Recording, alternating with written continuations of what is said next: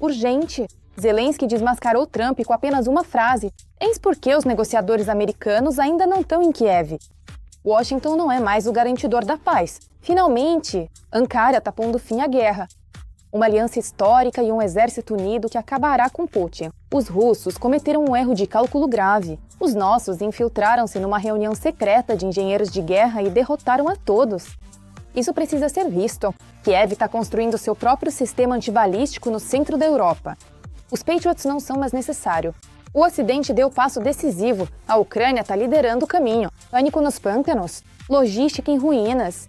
A fúria ucraniana atingiu a ferrovia vital do ditador. Será que o trem blindado está agora bloqueado? E tudo isso aconteceu agora mesmo. Saudações, eu sou Renata Slanova e estamos começando. Urgente! Volodymyr Zelensky criticou duramente os americanos. O processo de negociação começou a esquentar. Kiev dirigiu-se sem cerimônias aos negociadores de Donald Trump, que ainda não conseguiram chegar à Ucrânia. Não há necessidade de fazer da visita de Jared Witkoff uma sensação especial, porque também contato com eles em primeiro lugar. A segunda história, acredito que a vinda deles não é necessária para nós, mas sim para eles. Por quê? Porque é um desrespeito ir a Moscou e não via Kiev. Além disso, o chefe de Estado declarou bruscamente que o chefe da Casa Branca, Trump, não pode ser uma garantia de paz na Ucrânia. Será que um clima ruim surgiu novamente entre os líderes dos países? O presidente Trump tem mais 2 anos e meio. E o que faremos depois? Segundo Zelensky, os EUA sugerem a retirada de Donbas e novas defesas. E quando nossos parceiros americanos dão um sinal, por exemplo, de que é possível construir novas estruturas? É possível. Isso leva tempo. Mas para quê? Eles estão dispostos a dar dinheiro. Mas por que deveríamos fazer isso? Assim, Kiev mantém-se firme na posição de que tal cenário é irresponsável, pois não está claro quais garantias de segurança a Ucrânia receberia em troca. Zelensky está convencido de que uma das opções mais rápidas para cessar as hostilidades seria interrompê-las na atual linha de frente, seguida de uma transição para o processo diplomático. Ao mesmo tempo, ele ressaltou que a implementação de tal cenário só é possível com o consentimento de todas as partes. Enquanto isso, os Estados Unidos, apesar da tempestade que se formou, tentam manter a confiança e voltam a fazer declarações. Apelamos à Rússia como membro permanente que adira à resolução do Conselho de Segurança e apelamos a ambas as partes, Rússia e Ucrânia, a negociações para pôr fim à guerra. Ao mesmo tempo, os Estados Unidos, apesar da tempestade que se formou, tentam manter a confiança e voltam a fazer declarações. No entanto, parece que a diplomacia americana, após a decepção, está se afastando. A Turquia entra em cena na arena política. Uma mudança histórica. Hoje, Zelensky afirmou com confiança que uma aliança entre Ucrânia, Noruega, Grã-Bretanha e Turquia faria a União Europeia a mais forte do mundo. A Turquia e a Ucrânia têm exércitos mais fortes do que a Rússia. Mas na parceria entre Ucrânia e Turquia, o exército é mais forte, começando pelo controle do Mar Negro e terminando no controle do espaço aéreo. Parece que o centro de poder está mudando, e enquanto os Estados Unidos recuam, a Turquia caminha para um desfecho onde está pronta para declarar a vitória da Ucrânia. Sensacional! Engenheiros russos revelaram seus próprios segredos dos drones, bem na frente de um ucraniano. À primeira vista, a conferência fechada foi um fracasso total. Entre os participantes, havia um representante da Ucrânia, que no final deixou claro: tudo o que foi dito pode ter consequências graves, e corrigir isso é inevitável. Colegas, estão me ouvindo? Sim, ouvimos. Sim, uma pergunta. Como se define o grau de russidade daquelas mães chechenas? Bem, existe algum tipo de fórmula aproximada? Desliga. Ou a falta de russidade é aceitável para vocês? Tá tudo gravado. Então, senhores, andem por aí olhando para trás. Sim, o careca, em primeiro lugar. Os patriotas russos pró-guerra depois do fracasso são criticados pelos aliados. Como isso acontece no 5º ano da chamada Operação Militar Especial? Os criadores das tecnologias militares foram sinceros como nunca na conferência e abriram o jogo. Em uma empresa de desenvolvimento de drones, engenheiros russos discutiram a falta de matéria-prima estrangeira para a criação de um novo drone. Segundo eles, na Rússia faltam até fios de cobre e cerca de 90% da eletrônica é comprado de fornecedores estrangeiros. Se pegarmos apenas a parte elétrica, ou seja, 90%, é sempre matéria-prima estrangeira que usamos. Simplesmente não produzem na Rússia. Isso é plástico chinês lá, porque não existe plástico russo.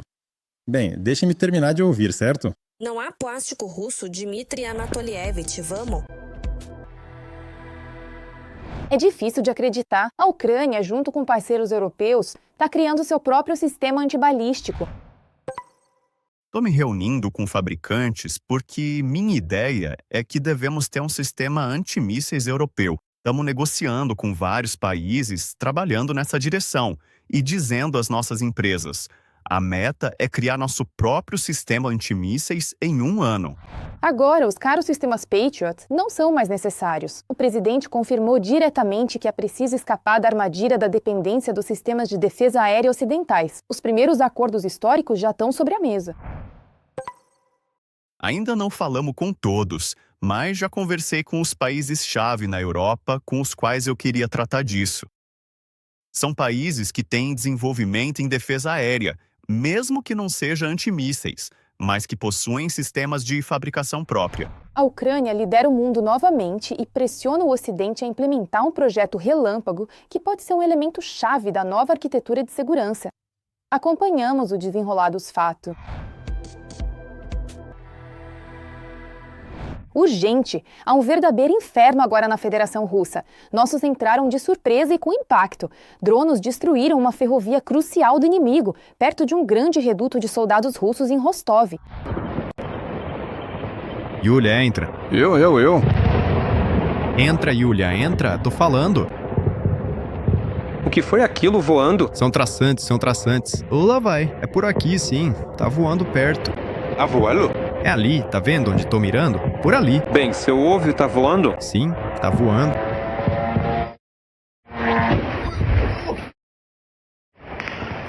A cerca de 1,6 quilômetros deste local fica a unidade militar 22.179. E a cerca de 800 metros, por muito tempo, esteve a unidade de reparo e equipamentos 3.658. Se ela ainda está lá agora, não se sabe. Testemunhas relatam dezenas de explosões, tiros e clarões brilhantes no céu. A agitação está no volume máximo. Segundo impacto. Afaste-se ou as janelas vão quebrar. Mais um. Pare.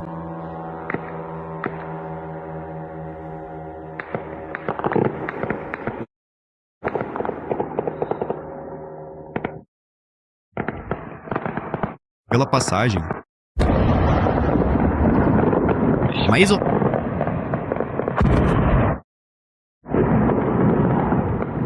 Chats locais informam que há atrasos de trens na estação Ikaia. O governador da região afirmou que o ataque resultou em danos na rede elétrica do transporte ferroviário. A logística do inimigo foi seriamente danificada, então veremos o que vem a seguir.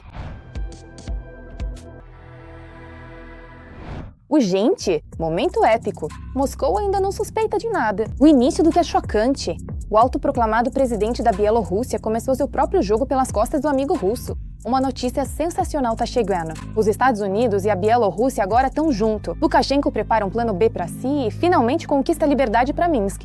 A Ucrânia aperta a mão do novo líder da Bielorrússia. Kiev conseguiu algo chocante. Primeiros detalhes da CD. A cortina foi levantada. Os aliados Minsk e Moscou não parecem mais monolíticos. Rachaduras surgem na relação, silenciosas, mas reveladoras. Negociações econômicas por petróleo e gás. Tentativas da Bielorrússia de agir de forma mais independente. Contatos cautelosos com o Ocidente e canais diplomáticos próprios. Horrível. Bem, é horrível, mas não um horror total. Lukashenko fala cada vez mais a língua do equilíbrio e não da dependência total. E agora mesmo, parece que uma verdadeira agitação está começando. Embora, obviamente, Putin não vá gostar disso. Em Minsk, a distância de Moscou cresce e agora não apenas na retórica, mas em passos práticos. Dentro do país, cresce o sentimento de cansaço da dependência e a busca por um equilíbrio político próprio. Fico cada vez mais surpreso, pensando, como vocês sabem, ou eu deixei escapar em algum lugar. O equilíbrio regional começa a vacilar. A Bielorrússia tenta deixar mais espaço para um jogo independente. Mas, para falar a verdade, Lukashenko dá os primeiros passos olhando para trás. Bem, primeiro, sou historiador. Sabe, eu sou historiador. Eu sou historiador. Agora, Kiev vai com tudo e ajuda a iniciar um processo irreversível que pode derrubar o líder autoproclamado Alexandre Lukashenko. Para nós, é realmente importante manter relações com representantes da Bielorrússia Democrática. Acreditamos que chegará o tempo em que a Bielorrússia Democrática, será o quarto membro do Triângulo de Lublin. A Ucrânia está de fato investindo em uma outra Bielorrússia, não no regime, mas em uma alternativa. Um novo e ilegítimo presidente da Bielorrússia já foi eleito com apoio de Kiev. Volodymyr Zelensky apertou as mãos. O mundo prendeu a respiração. Além disso, a portas fechadas, já se discute abertamente a possibilidade de abrir um processo criminal contra Lukashenko, o que torna a situação ainda mais tensa. Cada novo sinal dos bastidores só reforça a sensação de que a pressão política sobre Minsk está entrando em uma fase nova e muito mais rigorosa.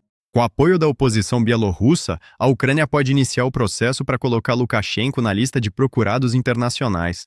As cortesias políticas acabaram. A paciência de Kiev finalmente se esgotou. O presidente da Ucrânia criticou Lukashenko publicamente e sem rodeios, ao vivo na televisão. A declaração dura e emocional de Zelensky abalou as estruturas e deixou todos em alerta. Por enquanto, o Spitz branco de Lukashenko tem mais direitos do que o povo da Bielorrússia. Infelizmente. Em 2020, houve uma chance de mudar isso. E tenho certeza de que haverá outra chance. Mas, naquela época, o apoio aos bielorrussos simplesmente não foi suficiente. E agora todos sentimos o quanto ficou mais difícil, mais caro e mais perigoso para todos devido à dependência da Bielorrússia de Moscou, que não diminuiu. E este ainda não é o fim do grande jogo. A Ucrânia e o Ocidente estão, neste momento, formando um caminho político alternativo para Minsk. O presidente dos Estados Unidos faz a sua jogada. Atores externos adicionam novas camadas de influência. E aqui entra o jogador principal. Donald Trump também tenta arrancar Alexandre Lukashenko dos braços do Kremlin. Contatos diretos com a Casa Branca e os primeiros acordos sérios. Os Estados Unidos estão relaxando as sanções contra estruturas bielorrussas essenciais do setor financeiro e da Belarus-Kali, abrindo caminho para uma reaproximação cautelosa. Em resposta, Lukashenko dá um passo ousado, a libertação em massa de prisioneiros políticos. E esta já não é a primeira troca desse tipo. Um cenário semelhante ocorreu no final de 25, quando a anistia de Minsk também foi acompanhada pela suspensão parcial das sanções. E agora a parte mais interessante. Washington já não descarta que Lukashenko possa ter um encontro direto com Trump. E não em algum lugar formal, mas na Casa Branca ou até em Mar-a-Lago. No entanto, é cedo para o bigodudo bielorrusso comemorar. Lukashenko não tem muitas opções agora. Washington abre os braços para sufocar. Por isso, ele terá que pagar com lealdade. Analistas alertam que este é um trunfo estratégico que pode tornar Minsk financeiramente dependente das decisões de Washington. Em outras palavras, a Casa Branca pode ganhar influência onde antes dominavam exclusivamente Moscou e Pequim. Notemos que a China é o principal rival geopolítico dos Estados Unidos. O que está acontecendo na verdade? Washington joga um jogo sutil e arriscado, tentando enfraquecer as posições da Rússia na Europa, afastar a China de seus principais aliados e reformatar o mapa político da região. Parece que uma grande reviravolta está por vir. No entanto, as coisas vão mal para Minsk. Então o Lukashenko agora é praticamente forçado a se equilibrar entre Moscou e Washington. E esse jogo parece cada vez mais tenso. O Kremlin, parecendo sentir algo errado, reforça ainda mais o controle. A presença militar e os boatos sobre a instalação de ativos estratégicos perto de Minsk só aumentam a tensão. No círculo de Lukashenko, há a sensação de que o sistema está sobrecarregado e pode ruir a qualquer momento. E logo surge uma nova informação bombástica. Putin, ao que parece, tenta novamente agir pelas mãos de Lukashenko. O Belarus Tomorrow escreve que a Bielorrússia pode voltar a ser um ponto de partida para um possível ataque a Kiev. No Kremlin, segundo esses dados, a decisão já está praticamente tomada e Lukashenko parece cada vez mais um jogador limitado em um jogo alheio. Se o Batka terá forças para quebrar as correntes e fazer uma escolha definitiva, só o tempo dirá. O tesouro está vazio. Moscou admitiu o colapso. As reservas russas zeraram. A economia russa está em convulsão. O que será do amanhã? Choque. Enquanto o Kremlin mente sobre estabilidade, o dinheiro russo queima na guerra. Que preço Moscou paga por cada dia de agressão à Ucrânia e por que o rublo não tem salvação? Veja os detalhes. Na noite de 18 de abril, as forças de defesa da Ucrânia atingiram 4 alvos estratégicos no território do país agressor, informou o Estado-Maior das Forças Armadas da Ucrânia. Como resultado do ataque, grandes incêndios começaram nas refinarias de petróleo de Syzran e Novokuibishevsk, na região de Samara.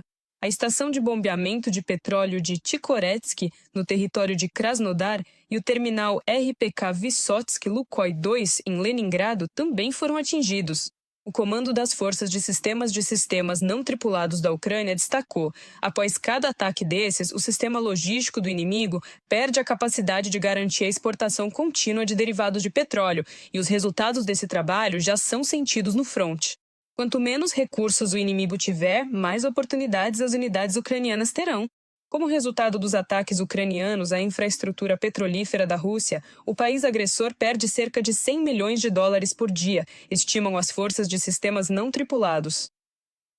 Especificamente, após os danos à infraestrutura do terminal Cheskariz, perto de Novorossiysk, o inimigo tentou redirecionar os fluxos para Tuapse. Isso foi levado em conta no planejamento da operação. Em 16 de abril, as forças de defesa atacaram a refinaria de Tuapse, resultando em um grande incêndio que continua até agora. De um comunicado das forças de sistemas não tripulados das Forças Armadas da Ucrânia no Telegram. As reservas da economia russa estão amplamente esgotadas e a situação no nível macro é mais difícil do que em anos anteriores, admitiu o ministro do Desenvolvimento Econômico da Rússia, Maxim Reshetnikov. E a tentativa de reduzir o déficit orçamentário através do aumento de impostos, segundo ele, tornou-se um fardo adicional para os negócios. É curioso que ele tenha apontado as pessoas como o recurso mais escasso no país. A chefe do Banco Central, Elvira Nabiolina, também falou sobre a escassez crítica de pessoal, e a dinâmica do processo é refletida nos relatórios do Estado-Maior das Forças Armadas da Ucrânia. Há vários meses, as forças de defesa da Ucrânia eliminam mais tropas inimigas do que Moscou consegue recrutar. E as Forças Armadas estão destruindo tanto a logística do inimigo ali por perto, a uma distância de 100 a 200 quilômetros, quanto esses pontos de apoio do potencial de exportação e do refino de petróleo. Ou seja, se essa mesma intensidade continuar daqui para frente, minha previsão, mesmo sendo otimista para a Rússia, é que tudo pode acabar não no último, o quarto, mas já no terceiro trimestre. Ou seja, literalmente mais alguns meses e o potencial da economia russa vai murchar consideravelmente. A Rússia ainda pode lucrar com o afrouxamento das sanções americanas, mas não deve contar com a obtenção de lucros extraordinários, dizem os especialistas. A nova licença do Departamento do Tesouro dos Estados Unidos será válida até 16 de maio. Ela se refere ao petróleo carregado em navios até 17 de abril e se aplica exclusivamente a lotes que estão em trânsito, explicou o Tesouro americano. São permitidas transações que normalmente acompanham e são necessárias para venda, fornecimento ou descarregamento de tal petróleo bruto ou derivados. A flexibilização inclui transações relacionadas à atracação segura e ancoragem de navios que transportam esse petróleo bruto ou derivados. De uma publicação no site do Departamento do Tesouro dos Estados Unidos. O petroleiro da frota fantasma russa Dana, que foi interceptado em março pelas forças navais francesas, pagou a multa e deixou as águas territoriais da França. Agora ele segue para a China, informou a Prefeitura Marítima. O tribunal considerou o armador culpado por usar uma bandeira falsa. Este já é o terceiro navio da frota fantasma da Rússia detido pela França. Paris pretende endurecer as punições para os infratores como parte da luta contra a frota fantasma russa, informou o canal de TV France 24. O novo projeto de lei prevê penas de prisão de até 2 anos e uma multa de 300 mil euros. A pena pode ser aumentada para 7 anos de prisão e multa de 700 mil euros se a vida das pessoas a bordo do navio for colocada em risco. O parlamento francês deve analisar este projeto de lei até 14 de julho. E as sanções fazem parte de uma, digamos assim, concepção tríplice de impacto sobre a Rússia. São as ações militares por parte das Forças Armadas ucranianas, os passos políticos e o regime de sanções. Ou seja, apenas em conjunto podemos contar com algum progresso em direção ao nosso objetivo, digamos assim, de cessar a agressão contra a Ucrânia. O 20º pacote de sanções da União Europeia pode reforçar significativamente as sanções contra a frota fantasma russa. A Hungria o bloqueou por muito tempo. Agora, o chanceler eslovaco Juraj Blanner declarou: Bratislava será contra o novo pacote de sanções da União Europeia até que o fornecimento de petróleo russo pelo oleoduto Druzhba seja retomado. Karina Loloyan para o canal de TV Frida. Enquanto isso, a ofensiva do Kremlin fracassou. Com perdas enormes, o exército de Putin bateu de frente com nossa defesa e parou. Que medidas insanas o ditador encurralado toma para tapar buracos no fronte. Veja a seguir. O plano de recrutamento de contratados para a guerra contra a Ucrânia na Rússia está à beira do fracasso. Este ano, o Ministério da Defesa da Federação Russa esperava atrair 409 mil pessoas. Isso dá cerca de 35 mil por mês. No entanto, o ritmo real da mobilização russa é significativamente menor. Em vez dos 1.100 esperados, 1.150 contratos por dia. Em 3 meses de 2026, a média diária de quem assinou contrato foi de pouco mais de 940. É preciso lembrar que o número de quem assina o contrato não é igual ao número de quem chega à unidade. Grosso modo, se a tendência continuar, a Rússia pode ter um déficit de 16%, ou mais de 65 mil pessoas, de um artigo da publicação UDE. Ao mesmo tempo, as perdas do exército russo no fronte continuam altas. Só em março, a Rússia perdeu cerca de 35 mil militares. O ritmo de reposição de pessoal já não cobre o nível de perdas, o que cria uma pressão extra no sistema de recrutamento. Enquanto isso, as Forças Armadas da Ucrânia estabelecem metas novas e ainda maiores para a eliminação de ocupantes por mês. Mais de 35 mil ocupantes foram retirados do campo de batalha. O que isso significa? Significa que as forças de defesa estão ganhando capacidade, cumprindo a tarefa que foi definida e passada às tropas, que é chegar à marca de 50 mil ocupantes destruídos na linha de contato por mês. Se destruirmos mais do que eles colocam em serviço mensalmente, e nós destruímos mais. Como resultado, seus planos e ações tornam-se impossíveis de realizar, porque não há ninguém para avançar ativamente. Devido à falta de pessoal, o Kremlin é forçado a usar o chamado contingente especial, ou seja, condenados, pessoas sob investigação ou réus. Assim, a Rússia aplica ativamente as emendas ao Código Penal aprovadas em 2024, que permitem a libertação condicional ou total de acusados e condenados que assinaram contrato com o Ministério da Defesa, foram condecorados ou dispensados do serviço militar após ferimentos. Pelo menos 263 russos receberam penas suspensas ou saíram de colônias penais por esses motivos. Entre eles, acusados e condenados por tráfico de drogas, agressão, roubo, fraude, assalto, dirigir embriagado, corrupção, além de ao menos um condenado por estupro, 13 acusados de homicídio e 11 por lesões corporais graves seguidas de morte. De um artigo da publicação Verstaka.